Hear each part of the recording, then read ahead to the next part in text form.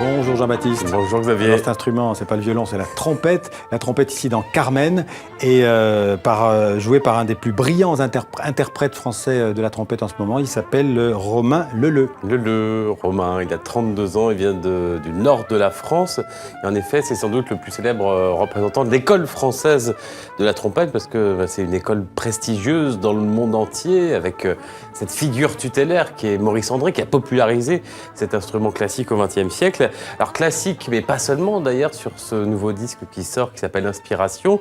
Classique, il a eu une victoire, Romain Leleu, une victoire de la musique classique en 2009, mais il joue également, en plus d'airs comme ce Carmen de Bizet, du jazz, de la musique brésilienne avec Jobim, musique argentine avec Piazzolla, et même de la musique de film, vous allez l'entendre, car c'est vraiment un trompettiste qui peut être très virtuose, on s'en est rendu compte, avec des airs martiaux, c'est évidemment, on pense à ça avec la trompette, mais aussi tout doux. Évidemment, il y a Ibrahim Malouf, le grand trompettiste de jazz, mais les trompettistes classiques aussi s'en sortent bien.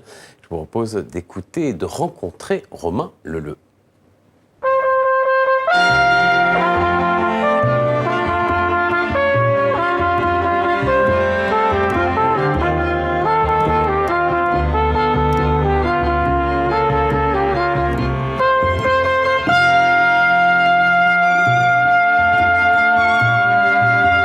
Pourquoi la trompette?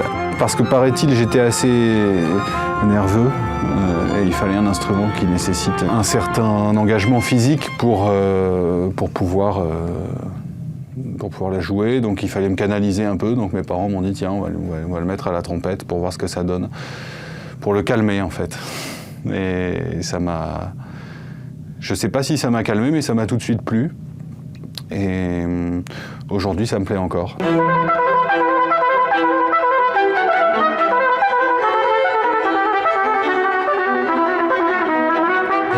Ça m'a toujours intéressé au fond, de pouvoir mélanger un peu les genres, puisque quand j'étais enfant, dans les orchestres avant, dans le Nord, on ne se posait pas trop la question de jouer une pièce originale ou une transcription ou une pièce de classique, baroque ou une pièce de jazz. On jouait de la musique au sens large et c'est ce côté-là que j'aime beaucoup.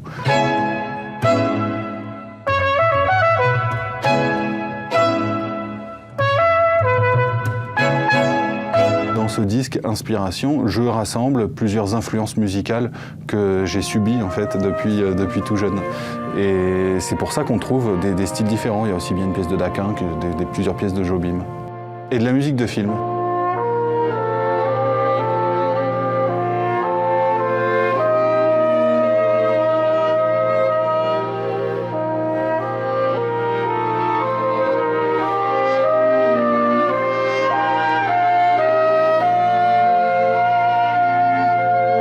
Le public appréhende vraiment différemment la trompette d'un pays à l'autre, dans le sens où la curiosité en fait, des gens n'est pas la même à Mexico qu'à Paris.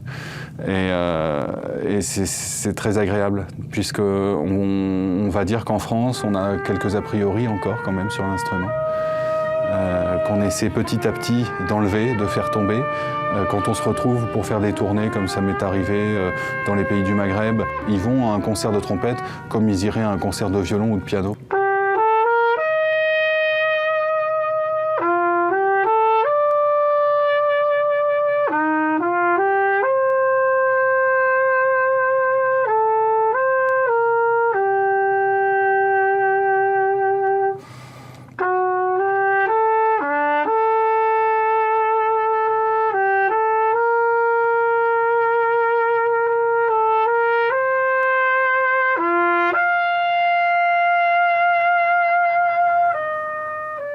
Voilà. Petit solo pour rien que porter de 5 ah ouais. Et après la trompette, on va passer à un autre instrument avec un autre style de musique. C'est l'accordéoniste Bequet Zydeco qui vient de s'éteindre. Oui, s'il a choisi ce nom-là, Zydeco, c'est pas par hasard, parce que c'est le principal musicien à avoir fait connaître ce style de musique qui est une sorte de blues de Louisiane, mais joué de façon plus rapide. Zydeco, Bequet de son prénom, avec son groupe, il a fait connaître bien au-delà des foyers créoles de Louisiane ce style de musique très particulier où des habitants du sud des États-Unis, Bequet Zydeco, qui avait 68 ans.